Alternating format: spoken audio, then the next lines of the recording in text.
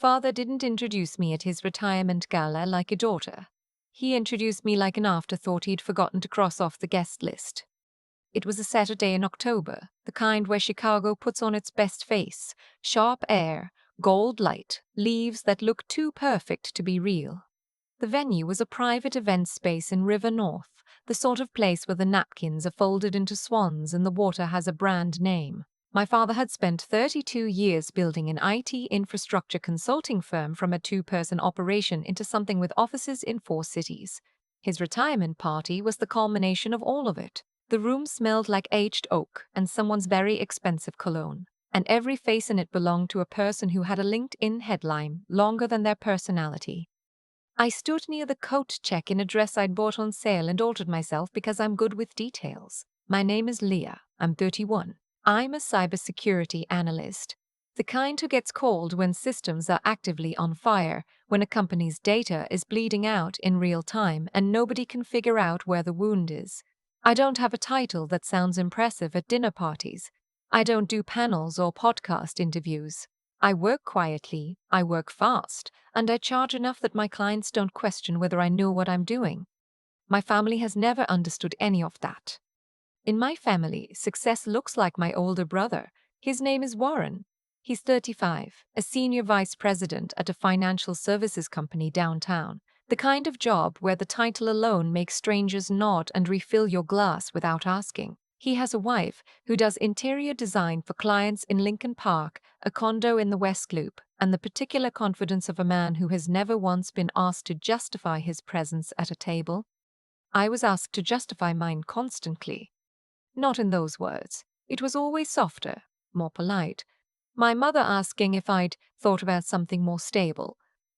My father telling people at family dinners that I did computer stuff with a small wave of his hand, like he was describing a hobby I'd eventually outgrow. Warren once explained my job to his in-laws as basically IT support, and nobody corrected him, not even me. I'd stopped correcting him by then. The night of the gala, I arrived alone. My mother spotted me near the entrance and smiled the way she does when she's performing warmth for an audience. "You made it," she said. Her eyes dropped to my dress for just a second. "Just long enough." "I said I would," I replied. "No date. Just me." She made a small sound that wasn't quite a response and moved on to someone more useful. My seat was at a table near the back, between a retired colleague of my father's who was hard of hearing and an empty chair that stayed empty all evening. The head table had Warren and his wife, my parents, and 3 men I didn't recognize in suits that cost more than my monthly rent. One of them, gray-haired, early 60s, broad across the shoulders with the kind of stillness that comes from spending decades making decisions, sat closest to my father and spoke the least.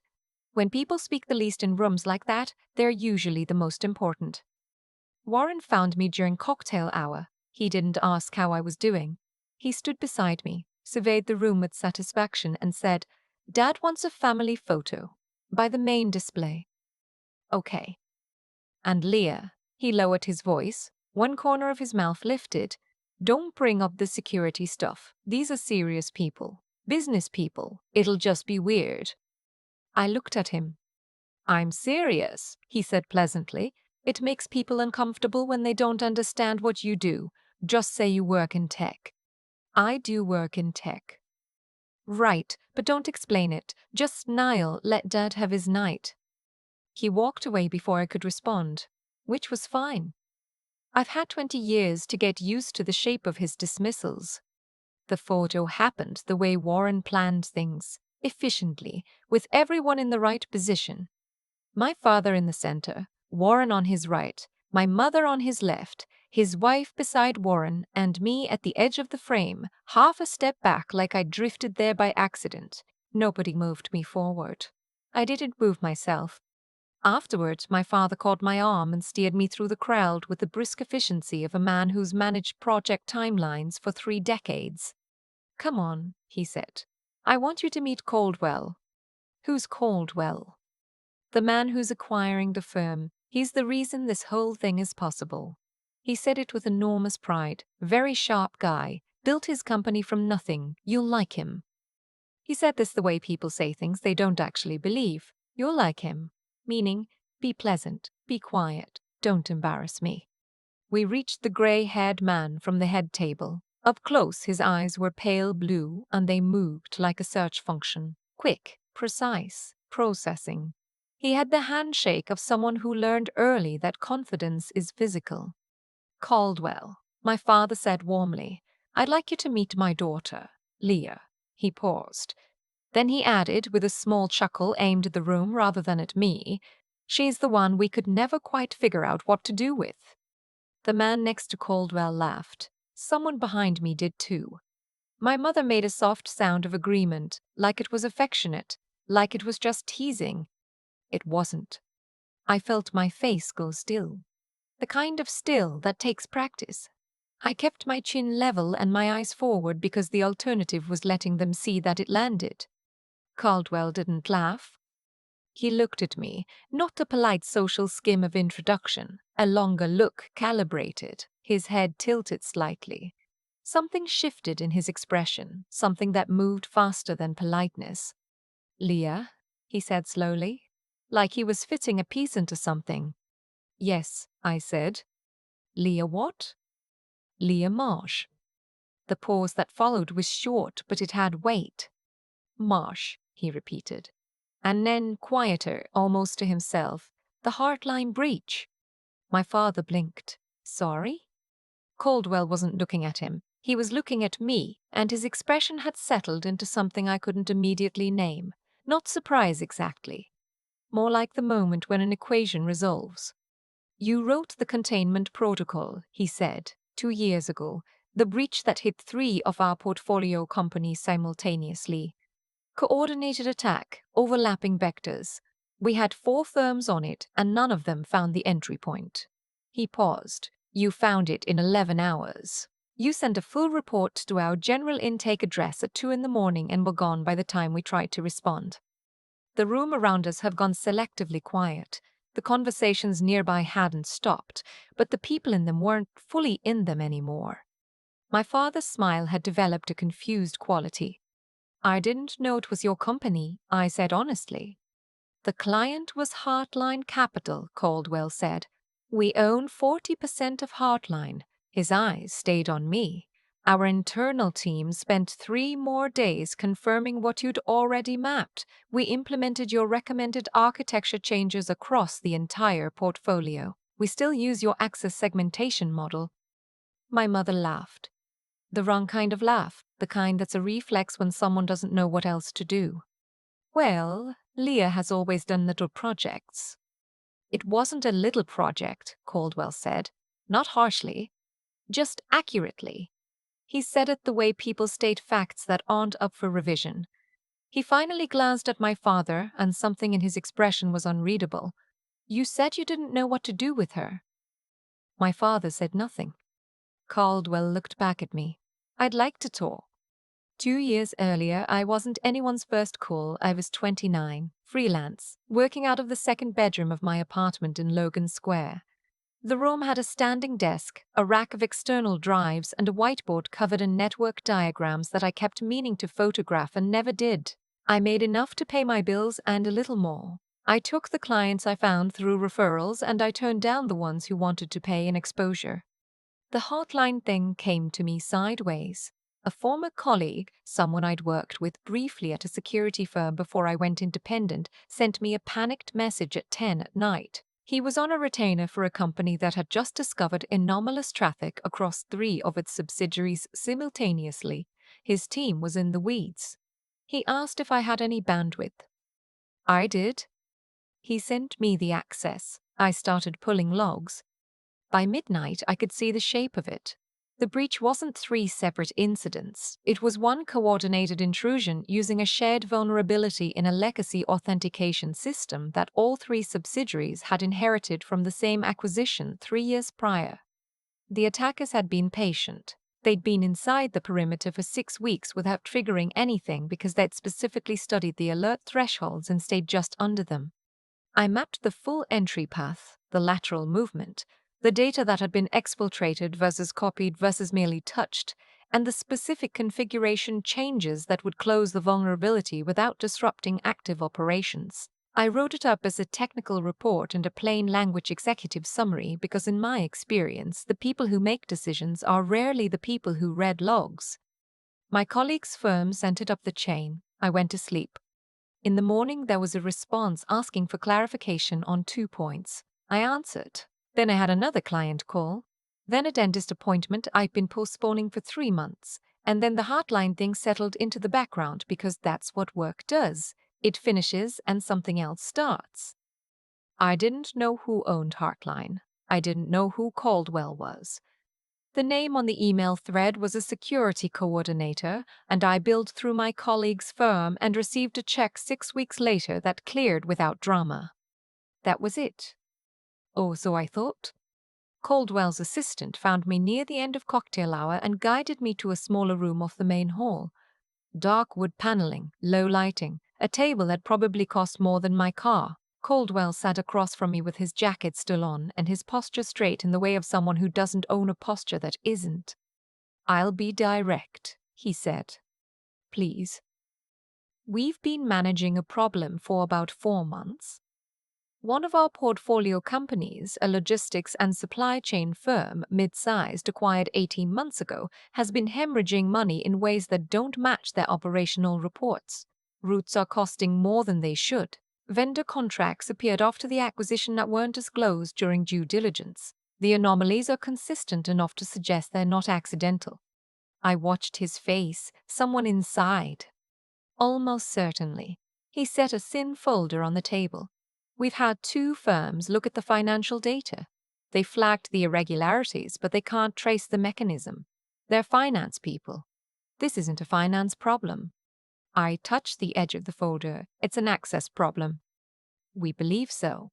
Someone with system access has been manipulating vendor records, invoice routing, approval chains, creating costs that exist on paper but serve someone's pocket rather than the company." His voice was even. "We need someone who can trace the digital side, where the entries were made, from which accounts, when, and whether the access logs have been touched to obscure it." I opened the folder. The first page was a network diagram of the company's internal systems. Old architecture, patchwork integrations, the kind of infrastructure that grows by acquisition rather than design. I could already see 3 places the question mark would be before I'd read a single number. "This is a significant ask for an introduction," I said. "It's a significant problem," he replied, "but I don't think it's money that would make you say yes." He was right about that. Not entirely. Money matters. I'm not performing indifference. But what makes me say yes to things like this is the shape of the problem itself. A system being used against itself. A lie hidden in the place people trust most because they think machines don't lie. That specific wrongness that only looks like noise until you know what pattern you're looking for. "I'll need independent access," I said. "No internal liaison, direct." Done. "And if what I find implicates someone your firm has a relationship with, I report what I found regardless." He looked at me steadily. "That's why I'm not asking someone with a relationship to look." I nodded. "I'll take it." I drove home that night on the 90. Chicago sprawled on both sides, the skyline doing its thing behind me. My apartment felt the same as it always did, quiet and functional and mine. I made coffee, opened my laptop, and stared at the ceiling for about 10 minutes before I started working. The access credentials came through by morning. I logged in. The system was exactly as messy as the diagram suggested. 6 years of integrations, 3 acquisitions, user accounts that probably belonged to people who hadn't worked there in years. The kind of environment that's a gift to someone who knows how to use it. I started where I always start, the seams. The places where one system hands data to another. That's where the manipulation happens, in the translation, in the moment when information moves from one format to another and human eyes aren't watching. By the first evening, I had the outline. Vendor accounts created through a secondary procurement portal that wasn't the primary system. Invoice approvals routed through a delegated authority chain that bypassed the CFO's review threshold by $2,000, consistently, deliberately. The same IP address cluster originating a disproportionate share of the anomalous entries. Masked through a VPN, but not well enough. The timing signatures were too regular, the pattern too human to be automated. By the third day, I had the access logs that showed someone had tried to clear their tracks. Not a sophisticated job. More like someone panicking. Deleted entries leave shadows. I found the shadows. And then I found the account name on the approval chain. I sat back in my chair. The name was Warren. My brother had joined the board of this company 8 months ago as part of my father's firm's advisory relationship with Caldwell's portfolio. It was the kind of board seat that comes as a social arrangement, a relationship favor, the corporate equivalent of a +1. I hadn't known he was on it. Warren and I don't discuss his professional life and he doesn't ask about mine. But there it was, his name on vendor approvals. His delegated authority used to push invoices past the review threshold. His access account tied to the terminal that had tried to clear the logs. I stared at the screen for a long time. I thought about the family photo, me at the edge of the frame. I thought about don't bring up the security stuff. I thought about the polite chuckle my father aimed at the room when he introduced me. She's the one we could never quite figure out what to do with. Then I went back to work. He called on a Thursday morning, 3 days before I'd finished the full documentation. I was on my second cup of coffee and hadn't spoken to anyone yet that day, which is how I prefer Thursdays. Leah, his voice was controlled. I heard you're working with Caldwell. Word travels, I said. What exactly are you doing for him? That's between me and the client. A pause. When Warren pauses, it's usually because he's selecting from a menu of approaches. Look, he said, I want to help you understand the context. The company Caldwell acquired was mismanaged before we came in. The vendor situation is complicated. There were relationships in place that made the transition messy, and some of the documentation didn't transfer cleanly. Documentation doesn't move itself between systems, I said. Another pause. Longer. We're family, he said. The two words arranged to land softly like a hand on a shoulder. I picked up my coffee. You told me not to mention what I do for a living at Dad's party because it would make people uncomfortable. That was. You've introduced me as IT support for 3 years. Leah, I'm trying to. I know what you're trying to do, I said, not angry, just clear, and I understand it, but I'm going to finish the work. His voice cooled. You don't know what you're stepping into. Caldwell is not a man who handles things gracefully when they become public. This will land on the whole family. You understand that? I understand that the company's employees have been funding someone's side account for at least 8 months. Silence. Get off my phone, Warren, I said, and hung up. My mother called within the hour. She opened with sweetheart, which is the version of her voice she uses when she's afraid of the answer. Warren says you're involved in some kind of investigation. I'm doing contracted work. He says it could reflect badly on the family. A careful pause. On your father, after everything he's built. I looked at my whiteboard. The network diagram, the access chain, the shadow of deleted records. What Dad built, I said, doesn't include what Warren did. You don't know. I do know, Mom. That's the thing. I actually know. I let that sit for a second. This isn't about the family. It's about the people who work at a company that's been systematically stolen from. She went quiet. Then, you've always made things harder than they need to be. No, I said. I just don't make them easier than they should be. She hung up. I let her. The meeting with Caldwell's board happened in a conference room on the 42nd floor of a building in the Loop, glass on 3 sides. The city laid out below like a diagram of itself. Caldwell sat at the head of the table. 4 board members. 2 attorneys. A forensic accounting firm I recognized. Warren was not present. Caldwell nodded at me. Walk us through it. I connected my laptop to the display and pulled up the first slide. A clean network map, color-coded, the kind of visual that makes a complex system legible to people who need to make decisions rather than understand code. I walked them through the vendor creation process, the secondary portal, the documentation gaps, the approval chains designed to route around oversight. I showed them the invoice patterns, the $2,000 threshold engineering that kept transactions below automatic CFO review. I showed them the timing signatures, the VPN that wasn't as clean as it was intended to be. And then I showed them the access logs before and after the deletion attempt, the shadows where records used to live, the account name that ran through all of it like a thread. The room was quiet in the way that rooms get quiet when something has stopped being theoretical. One of the attorneys asked 3 clarifying questions. I answered them. Caldwell's face throughout was the same as it had been in the event room at my father's party. Still, precise, the face of someone processing at a speed they've learned not to show. Is the documentation complete? He asked. Time-stamped copies of every log, every access record, every transaction with its origin account. Chain of custody intact. Yes. He nodded once. Then he looked at the attorneys. You have what you need. Warren's board seat was suspended that afternoon. 2 days later, I heard through channels that attorneys had been retained on both sides.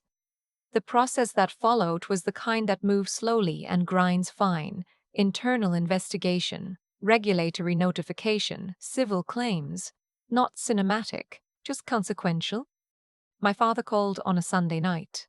He sounded like a man who had been awake for days and was performing steadiness over the phone because he didn't know how else to be. I don't understand, he said. I know, I said. He's your brother. I know that too. You could have. He stopped. Started again. Was there no other way to handle this? I thought about 8 months of fraudulent vendor payments. I thought about the employees whose operations budget had been quietly carved into. I thought about a colleague who called me at 10 at night when systems were on fire because nobody else could find the wound. There was one other way, I said. I could have looked at what I found and written a different report, but that's not a thing I know how to do. He didn't respond for a moment. Caldwell thinks very highly of you, he finally said. I know. He called me personally. I didn't ask him to. Another pause. I shouldn't have said what I said at the party. He said it quietly, like something being put down after a long carry. The way I introduced you. I sat with that for a second. It wasn't an apology exactly. It was closer to a man realizing he'd been reading a map upside down for 30 years. No, I said, you shouldn't have. He didn't have anything to add to that. Neither did I. A few weeks later, Caldwell reached out about a permanent engagement, a retained advisory role, building out the security audit framework across his entire portfolio. It was exactly the kind of work I'm built for. High complexity, genuine stakes, the kind of problem that requires seeing the whole system before you can find where it's broken. I thanked him for the offer, and I turned it down. He wasn't surprised. I could tell he'd expected it. Why? He asked. Because the moment I'm on retainer, I'm inside the system I'm supposed to evaluate. The value I have is that I'm outside it. I see what the people inside can't see anymore because they're used to it. I paused. The same way families work. He considered that. Then he said, project basis, same work, no retainer, you define the scope. That I could say yes to. I drove back through the city that evening on streets I've known since I was a kid, past the neighborhoods that look different now and the ones that don't. Chicago in November is brutal and honest, the lake throwing cold air at anyone who thought October was the hard part. I had the window down anyway. I thought about Warren's boardroom voice on the phone. We're family, the 2 words arranged to do the work of an argument. I thought about my father's hand steering me through a crowd toward a stranger he wanted to impress, and the sentence he'd built for the occasion. She's the one we could never quite figure out what to do with. It used to land like a verdict, like something final. Now I understand it differently. It was a confession, a quiet admission that the metrics they were using had never been built for what I actually am. You can't figure out what to do with someone when you're asking the wrong question about them. Another family failure. I never was. I'm the person who finds what's broken in systems that everyone else has stopped looking at. I do it in the dark, at unreasonable hours for clients who call when things are already on fire. I do it without a title that makes strangers nod or a LinkedIn post that performs the outcome. I just do the work. And it turns out that's enough. Not for every room, not for every table. But for the ones that matter, the ones where the stakes are real and the questions don't have easy answers, it has always been exactly enough. I keep coming back to the moment Caldwell said my name like he was placing a piece he'd been holding for 2 years. Not because it felt like victory, it didn't, not exactly, but because of what it clarified. The things we do when nobody is watching don't disappear. They go somewhere. They wait. I worked through that breach at 2 in the morning because the problem had a shape I needed to understand. Not for recognition, not even for money. Though the check came and I cashed it, I did it because a broken system bothers me the way a wrong note bothers a musician, somewhere deep, somewhere that doesn't have an off switch. That's not a virtue I cultivated, it's just how I'm wired. But I've learned that following it, trusting it even when no one else sees the value in it, is its own kind of discipline. What happened with Warren was harder. It still is. He's my brother. We grew up in the same house, had the same parents, sat at the same dinner tables where my father described my work with that small wave of his hand. I understand in the abstract how people make the choices Warren made. Small compromises that feel justified in the moment. Access that feels earned, a tolerance for gray that widens gradually until the line is gone. I understand it, and I still couldn't look at what I found and write a different report. Not because I was brave, because I genuinely don't know how to do that. The data says what it says. The access logs say what they say. My job is to read them honestly, and I've never been able to stop myself from doing my job. There's something in that, in the refusal to make the truth more convenient than it is, that I think matters more than most people give it credit for.